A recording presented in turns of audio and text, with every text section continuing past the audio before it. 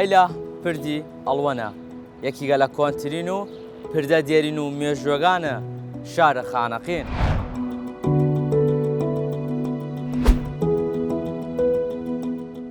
لە ساڵی 1855 لە وەختی کە گەشتی گەرا کەربەلا و نەجەف بیە، شازادەی خوشکی شا محەممەدی عەلی میرزا و هۆی ڕوخاندنی پردە کۆنەگە وە زەحمە توانسیە بپەڕدە و لەوەرەوەش بڕیارداست ئەی پردە دروست بکات.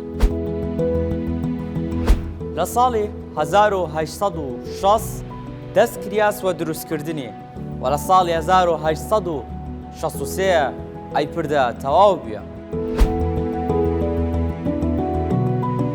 وە کەرەستەی بیناسازی ئەی پردە لە شاری ئەسفەهان و شارە قەسرە شیرین هاوریایە.